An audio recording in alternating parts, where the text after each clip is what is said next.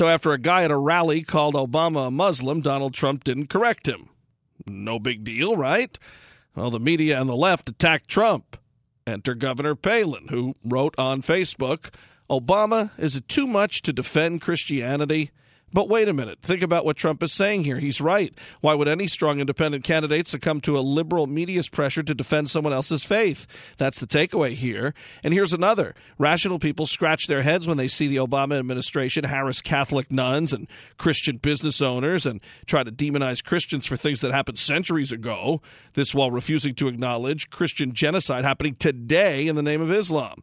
So, with Obama and a lapdog media being overly sensitive whenever this president's actions are scrutinized, resulting in the public's legitimate questions about his worldview, influencing his actions, here's the solution. Perhaps if Obama stopped attacking Christians, people who question him could stop questioning whether he is one. And this past week, Sarah Palin let the world know about the great Dean Cain. The actor, best known for his role as Superman, is playing a detective in the upcoming film about Kermit Gosnell, America's biggest serial killer. Cain joined the Gosnell movie to play the detective who uncovered the Doctor's House of Horrors clinic. Not many actors would step up and take a role exposing abortion as murder. Kudos to a Superman, no doubt, Mr. Dean Cain. To see any of the governor's posts in their entirety, visit Sarah Palin's Facebook page, follow her on Twitter at Sarah Palin USA, and check out sarahpac.com. Now, the Palin Update with Kevin Scholla presents Liberty and Legacy. Here's Tamara Colbert. What an incredible news week. So much happening, from the debates to the fighting on Capitol Hill. Just unbelievable. But I am going to talk about what I believe is the most important, and that is life. On the 17th of September, we celebrated the 228th anniversary of the Constitution that put as the foundational bedrock of America life, liberty, and the pursuit of happiness. And on September 18, the U.S. House of Representatives voted 248 to 177 in favor of the Born Alive Abortion Survivor Protection Act. A bill that would give a baby born who survives an abortion the same protection under the law that any person who comes to a hospital, clinic, or healthcare facility and becomes a patient would receive care. That's big. And it's big not because 5 Democrats actually voted for the bill, or the fact the other 177 against were all Democrats. It's big because it tells us, it gives us another opportunity to shine a spotlight on what side the Democrat Party is on. And it's not the side of life, it's not the side of liberty, and it is certainly not the side of the pursuit of happiness. The summary of the bill said that an individual who commits this overt act of killing a child born alive under an abortion is subject to criminal prosecution for murder. And it would require any healthcare practitioner present when a child is born alive following an abortion to exercise that same degree of care as reasonably provided to any other child born alive at that age, as well as ensuring that that baby is immediately admitted to a hospital. I want to salute Arizona Republican Congressman Trent Franks for authoring this bill, as well as his 98 co-sponsors. Wow. Thank you. Thank you for standing in the gap for these most vulnerable among us who do not have a voice. The Born Alive Abortion Survivor Protection Act is going to jumpstart the conversation we need to have about why abortion is wrong. And I pray that it awakens the eyes, the minds, the hearts of women who have been perpetually lied to by the left, that killing their unborn baby is not okay, and that, quote, this reproductive choice is not acceptable in American society. We also witnessed during this whole process that this most powerful testimony from Miss Gianna Jessen, who herself an abortion survivor. Her story has been made into a best-selling movie called October Baby. But the most important aspect of what's happened in the last week regarding the Born Alive Abortion Survivor Protection Act was hearing her testimony in front of the Congressional Committee, where Gianna said that God had a plan for her life while she was still in the womb. Even though she lives with cerebral palsy as a result of this saline abortion, she believes it is nothing in comparison to the most important gift God has blessed her with, and that is life. I always say that you cannot have liberty without life. And I believe that a majority of America's problems began in 1973 when Roe v. Wade legalized the abortion industry.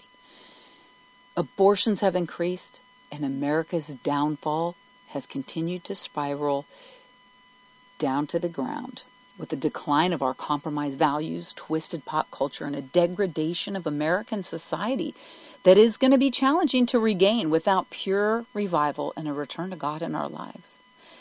Planned Parenthood is evil. It does not protect women's right, and it does not give them a choice. It tells them that the only option they have for an unwanted pregnancy is to murder their child. And that, folks, is not a choice. Life is the other choice.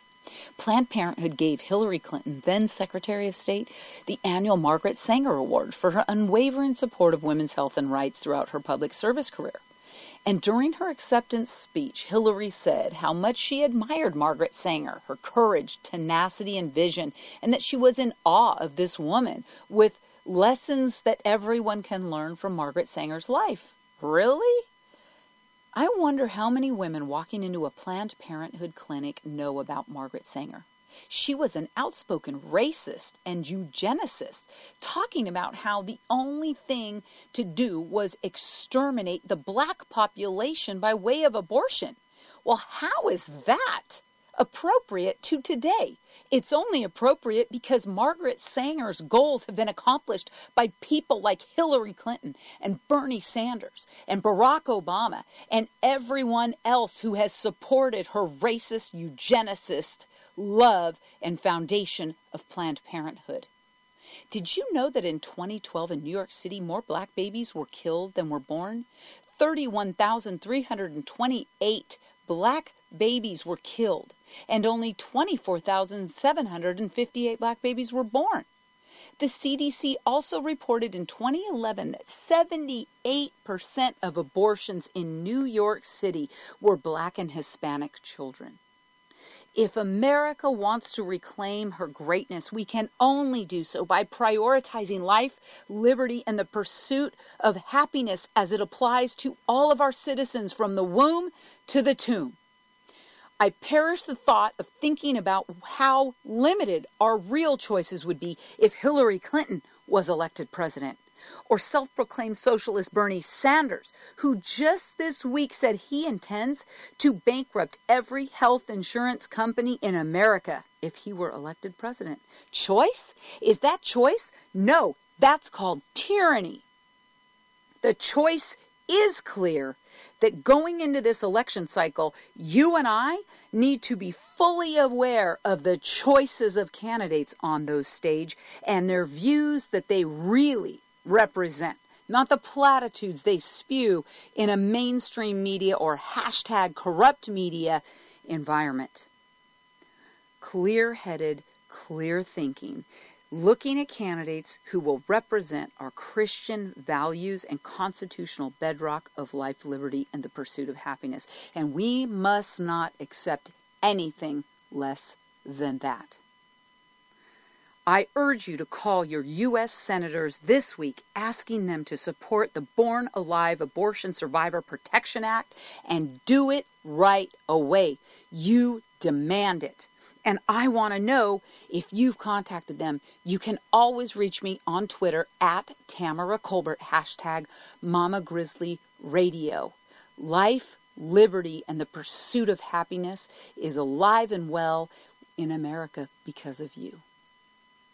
Thanks for listening. I'm Tamara Colbert from Mama Grizzly Radio. Tamara Colbert in Texas. Tune in for more Liberty and Legacy next week. And to learn about Convention of States, head to conventionofstates.com. Now our weekly commentary, Steel Resolve. Here's Sarah Steelman. Thanks, Kevin. As usual, the powers that be in Washington are framing the argument about the potential government shutdown around false choices.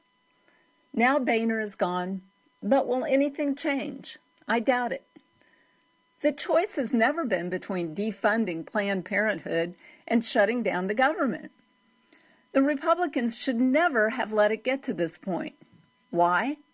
Because most Republicans campaigned on getting control of the budget. That's why they got elected. But guess what? Here we are again, having to pass a continuing resolution to avoid a government shutdown.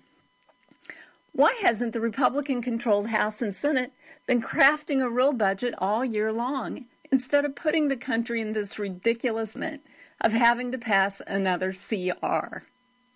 Congress should be systematically reviewing the entire budget program by program. That is called the appropriation process. This is why we elected Republicans. This is their job. They should have laid a real budget on President Obama's desk and let him veto it if he must.